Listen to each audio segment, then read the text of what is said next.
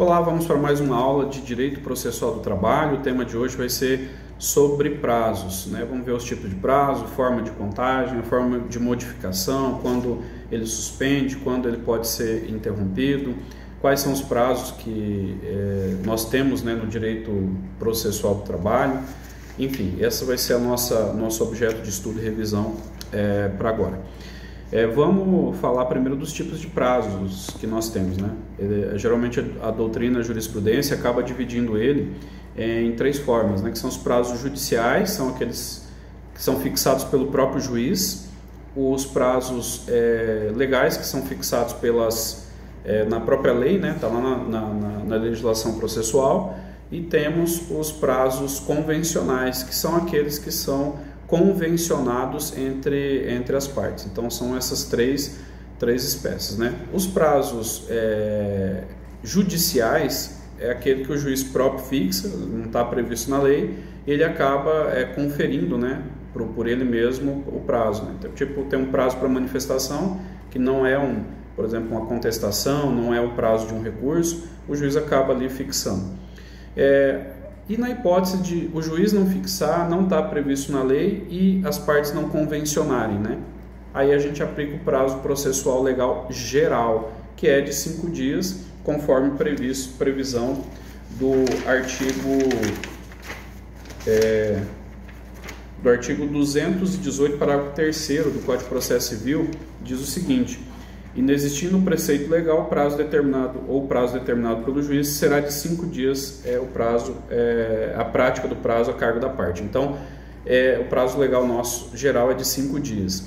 E aí, os prazos que nós temos no processo do trabalho, prazo processual, geralmente para todas as manifestações, salvo o embargo de declaração e o agravo interno, é de 8 dias. Então, o prazo para recurso ele é de 8 dias, e o prazo do agravo interno é 15 dias e o prazo do embargo de declaração é 5 dias. Então são, em geral, esses os prazos que nós temos no processo de trabalho.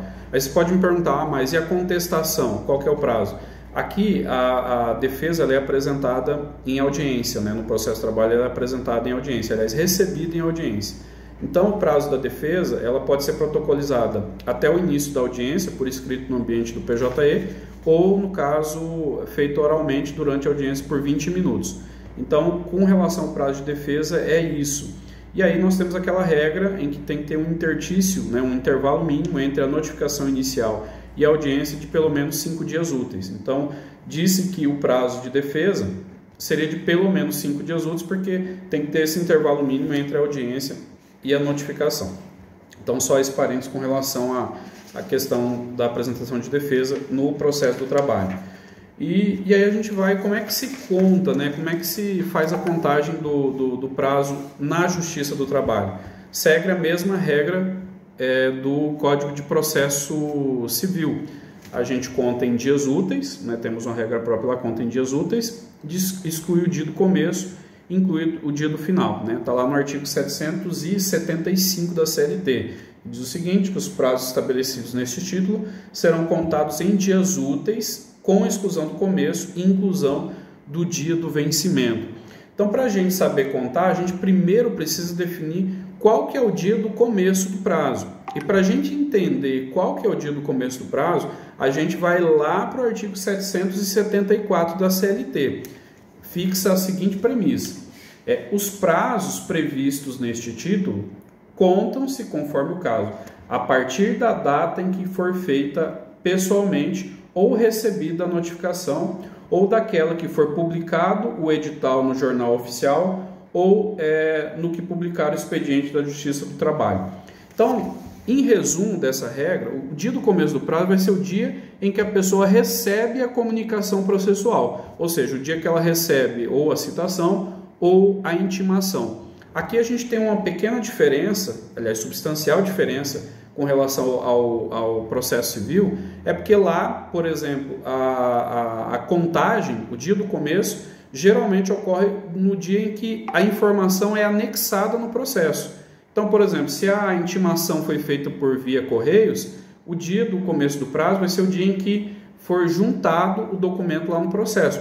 Aqui no processo do trabalho, não. É o dia que a pessoa recebe, independentemente do dia em que essa informação for anexada no processo.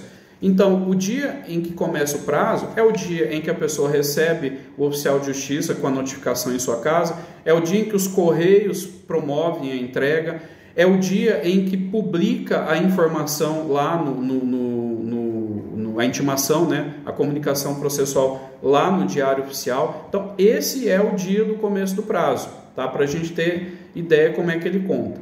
Aí a contagem, qual que é o dia do início, né, da contagem do prazo?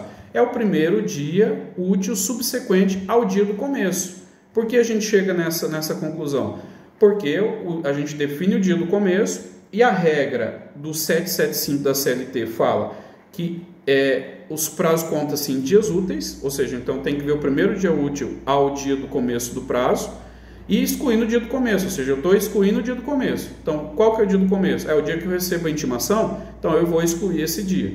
E logo, o primeiro dia da contagem vai ser o primeiro dia útil seguinte. Mas e quando o dia em que o prazo começa, ele recai em algum dia útil? Aliás, um dia não útil, né? Sábado, domingo, ou, por exemplo, um dia em que não tem expediente forense, ou que os prazos estão suspensos, né? Então, quando que começa? Ele vai começar, o dia do começo do prazo, vai ser no primeiro dia útil seguinte, né? Do dia que ele recebeu. E o início da contagem no primeiro dia útil seguinte ao do começo do prazo. Então, a título de ilustração, quando nós temos uma intimação que é recebida no sábado, por exemplo, que é um dia não útil, o dia do começo do prazo será na segunda-feira, porque é o primeiro dia útil subsequente. E o início da contagem, o dia seguinte, ou seja, na terça-feira. Então, essa é a nossa sistemática de contagem aqui no processo do trabalho. E agora a gente vai para a questão das modificações dos prazos processuais, né? Quando que o prazo processual pode ser prorrogado? Aqui a gente vai para a regra do artigo 775, parágrafo 1º da CLT, que ele fala: os prazos podem ser prorrogados pelo tempo estritamente necessário nas seguintes hipóteses: quando o juiz entender necessário ou em virtude de força maior devidamente comprovada. Então, são duas hipóteses: quando ele entender necessário, ou seja, o juiz verificar que é uma hipótese de que precisa fazer a prorrogação do prazo, ou em virtude de força maior devidamente comprovada. Então, nos casos de calamidade pública, uma situação muito urgente, a gente está tendo agora um exemplo clássico, essas enchentes lá no Rio Grande do Sul, que seria uma hipótese, né, embora o CNJ já suspendeu, já fez a suspensão dos prazos de forma geral, mas é uma hipótese que poderia o juiz sim prorrogar o prazo, porque é uma hipótese de calamidade pública. A redução do prazo, o juiz pode reduzir o prazo. Aqui a gente aplica o artigo 222 do CPC, que ele fala que ao juiz é vedado reduzir os prazos peremptórios sem anuência das partes. Então o juiz, os prazos peremptórios são geralmente os prazos legais que são previstos na lei, como prazo de recurso, eventualmente prazo de defesa. Eles são prazos peremptórios, eles não podem ser reduzidos sem que haja concordância da parte, tá? O prazo pode ser modificado por vontade das partes? Pode, né? O CPC, no artigo 190, artigo 191, ele coloca essa prerrogativa, né? Esse direito das partes fixarem, inclusive, um calendário processual, e ali, incerto nessa regra processual, há a possibilidade das partes convencionarem. Eu digo um exemplo muito claro no processo de trabalho com relação ao prazo de impugnação. Na verdade, nós não temos a previsão da réplica, impugnação lá na CLT. Nós trazemos isso lá do Código de Processo Civil, que coloca ele como 15 dias. Só que é possível as partes fixarem, né, definir, vai ser 10 dias, vai ser 20 dias, elas podem isso efetivamente fazer em consenso, convencionar esse prazo. Aí nós temos a questão da preclusão. O Código de Processo Civil, no artigo 223, ele coloca que, decorrido o prazo, extingue-se o direito de praticar ou emendar o ato processual, independentemente de declaração judicial. Então, é uma consequência lógica quando se fixa um prazo judicial, sob pena de preclusão, quando nós temos um prazo legal definido na lei, por exemplo, prazo para apresentar recurso ordinário é de 8 dias. Se ele não for praticado nesse interstício, nesse prazo que foi definido, ele vai sofrer o que a gente chama de preclusão temporal e vai ser tido por intempestivo. Sendo intempestivo, ele é considerado inexistente para fins processuais, né? Então temos essa situação aí. E aí o próprio artigo 223 ele coloca uma situação em que essa preclusão ela pode ser afastada justamente quando se identificar no processo aqui justa causa ou um evento alheio à vontade da parte, né? Torno a dizer, essa situação do Rio Grande do Sul também é um exemplo clássico, né, que é um evento alheio à vontade da parte. De repente ele não conseguiu praticar o ato porque os sistemas caíram fora do ar ou em virtude de força maior acabou não conseguindo fazer o seu prazo no tempo correto.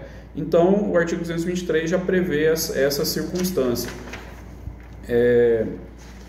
Suspensão dos prazos processuais, né? Quais são as hipóteses de suspensão dos prazos processuais? Como regra geral, a gente tem lá no artigo 313 do Código de Processo Civil as hipóteses de suspensão do processo, né? Ou seja, quando o processo suspender também, suspende aí os prazos processuais. Férias dos advogados, no artigo 775A da CLT coloca lá: suspende-se o curso do prazo processual nos dias compreendidos entre 20 de dezembro e 20 de janeiro. Então, nesse período, os prazos não são contados, e se eles sequer iniciaram, eles só vão começar a iniciar depois dessa suspensão, ou ainda por algum obstáculo criado pela parte, né? Ou seja, a própria parte contrária criou um obstáculo aí que você não conseguiu cumprir, então isso acaba suspendendo o prazo processual. Aí temos a hipótese de interrupção, por fim, né? Hipótese de interrupção do prazo processual, que é no artigo 897A, que é o desembargo de declaração. Nós temos no CPC essa hipótese também. E aqui também, quando eu interponho, né, oponho, na verdade, embargo de declaração em face de recurso, aliás, de alguma decisão judicial, ele interrompe o prazo, e a consequência da interrupção do prazo é que ele começa a contar do zero a partir da publicação da nova decisão que julgar os embargos de declaração. Meus amigos, então é isso. Em seguida vamos fazer a próxima aula.